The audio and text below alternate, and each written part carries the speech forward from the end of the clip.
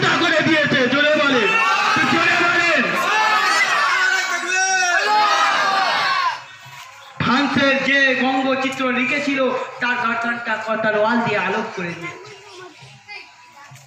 আর একটা আপনারা জানেন, মনে হচ্ছে অস্ট্রেলিয়ায় পুলিশ প্রশাসন দিয়ে কোরআন শরীফ পড়া পুরানো হচ্ছিল। অস্ট্রেলিয়াতে, ঠিক বল, অস্ট্রেলিয়াতে পুলিশ ঘেরে কোরআন শরীফ পুরাচ্ছিল, কেউ প্রতিবাদ করার নেই। এই মুসলমান, আল্লাহর নবী তো এটাই আল্লাহকে দেখায়, আল্লাহ আমার উম্মত কোনায় কোনায় কোনায় কোনায় আছে, যেখানে কোরআনের উপরে অত্যাচার হবে, যেখানে হাদিসের উপরে অত্যাচার হবে, আমি রাসূলুল্লাহর মাকামকে নিয়ে ছেলে খেলা করবে, সেইখানে আমার উম্মত গিয়ে প্রতিবাদ করবে। হাজার হাজার র্যাব আছে, বেদিনেরা আছে, যেই কোরআনটা একটা ইহুদি ধরিয়েছে, আগুন দিয়ে কোরআনটা ধরিয়েছে, আগুন দিয়ে কোরআনটা পুড়াচ্ছে, ওই সময় র্যাবকে ডিঙিয়ে গিয়ে গোল খেয়ে তাকে লাঠি মেরে মাটিতে ফেলে দিয়েছিল। জোরে বলেন, তো জোরে বলেন। প্রতিবাদ করবেন তো?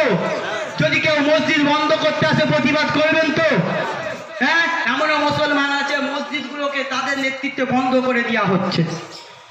বাবরি মসজিদ দেখছেন? বাবরি মসজিদ দেখতে হবে না, আপনারা নিজেদের চোখ কানগুলো খোলা রাখে নিজেরাই বুঝতে পারবেন। আজকে আমাদের নেতৃত্বে যদি মসজিদগুলো বন্ধ হয়, আমাদের উদ্দেশ্যে যদি মসজিদগুলো বন্ধ হয়, কিয়ামতের দিন আল্লাহর কাছে জবাব দিতে হবে না হবে না? খবরদার, এগুলো হচ্ছে ইমানির পরিচয়। আল্লাহ জিবরাইল আলাইহিস সালাতু ওয়াস সালামকে এক মুঠো বালি দিয়েছিলেন। মসজিদের ইতিহাস জানেন? জিবরাইল আলাইহিস সালামকে আল্লাহ এক মুঠো বালি দিয়েছিলেন, জিবরাইল বালিটা ছড়িয়ে দাও। আল্লাহ কেন ছড়াবো বালিটা, কেন ছড়াবো? জিবরাইল, আল্লাহ বলেছিল যেইখানে যেইখানে বালিটা পড়বে পৃথিবীর সেই কোনায় কোনায় আমি আল্লাহ এক একটা করে মসজিদ গঠন করে দেবো। জোরে বলেন সুবহানাল্লাহ। আল্লাহ বলেছিল, জিবরাইল বলেছিল আল্লাহ আমার এক মুঠো বালি কোথায় পৌঁছাবে? আল্লাহ কি বলেছিল? জিবরাইল বালির মুঠোটা ছড়াবে তুমি, আমি আল্লাহ পৃথিবীর কোনায় কোনায় পৌঁছে দেওয়ার দায়িত্ব আমার আল্লাহ। জোরে বলেন সুবহানাল্লাহ। সেই জায়গায় মসজিদ গঠন করেছেন। শুধু মসজিদ করলেও হবে না, মসজিদে নামাজি বাড়ানোর দরকার আছে না নেই?